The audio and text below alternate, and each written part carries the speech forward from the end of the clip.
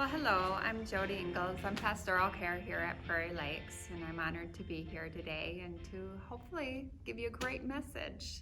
I have a very neat article, at least I think it is, and it's from The Power of Living. And this is actually out of April 23rd, 2017.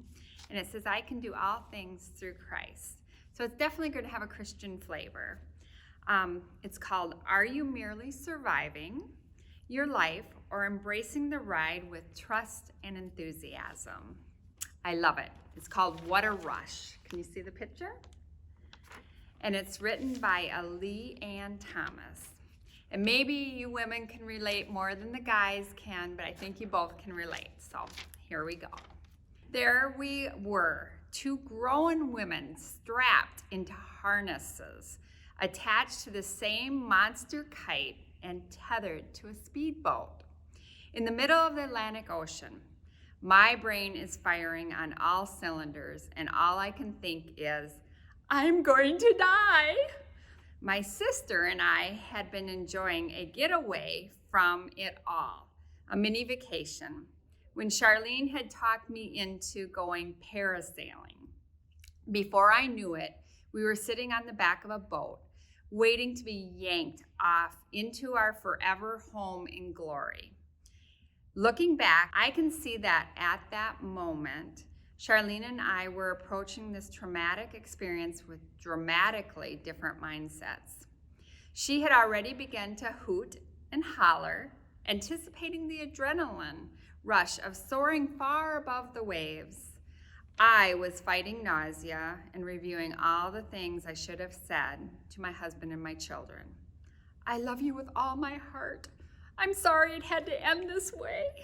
Please make sure the children brush their teeth and take a bath once in a while.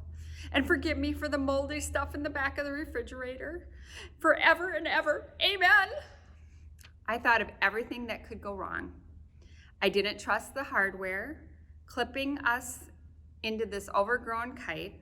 I didn't trust the harness, the boat, or the driver of the boat. I didn't trust the sharks that I assumed were circling beneath me. And I especially had no confidence in my free-spirited sister who was rushing me headlong into the ultimate death. As beads of sweat gathered on my upper lip and my breathing shallowed, I envisioned the inevitable news headline my grieving family would endure. Panic attack, faulty harness, and giant sea predator join forces to bring about ultimately demise of foolish middle-aged woman. My mouth opened to call the whole thing off when I was snatched from the boat and hurled into outer space. Both of us were screaming, one in joy, the other in sheer terror. I never dreamed that in matters or seconds, our boat could look so tiny and far away. In spite of my stress, for the next 10 minutes, two sisters soared up over the earth, making lifetime memories. My cohort shrieked with laughter and urged me to look around, and because she trusted all was in order, it was beautiful.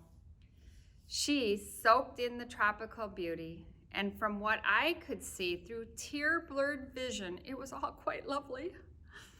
I focused on keeping one hand above the metal clips just in case they were to fail. I would at least stay in contact with the parasail and managed a quick smile for a high selfie way before selfies were cool. It was all over in a flash, and after being safely reeled back into the boat, it hit me. Charlene had experienced it. I had survived it. It all came down to trust. My adventure-loving sibling didn't waste time worrying about the people and the equipment involved because she trusted that all was in order and she was free to live the experience. In our walk with Christ, it can happen in the same way. We can trust his heart, knowing that he works all things for good. You can see Romans 8:28 for that. Or we can obsess and worry ourselves into simply surviving. What if God isn't watching this time? What if this is actually out of his control? What can I do to fix this if he doesn't come through on my timetable? What if, what if, what if? Jesus didn't die on a cross, justifying us before a holy God, just so we could worry ourselves through this life. His sacrifice set us free to live the experience.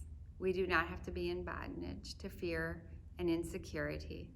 There's an alternate to living in a never-ending state of anxiety. There's a little more to this article, but I'm just going to tell you that no matter if you're going through a grieving process, that if you're going through this COVID-19, no matter what you're doing in life, there's two ways to look at it. You can either merely survive it or you can experience it. And everything that God does, he turns to good, even the bad. And I can promise you that that's what the good book says. And that is what we experience in life, that it gets better and better, and that we can use everything that's bad for good. So I'm hoping that all of this during COVID or your grieving process or whatever you're facing in life, that you're able to take it one day and see the amazing grace in it and use it for good. God bless each of you as you're journeying on this earth, and may you feel his peace. Bye-bye.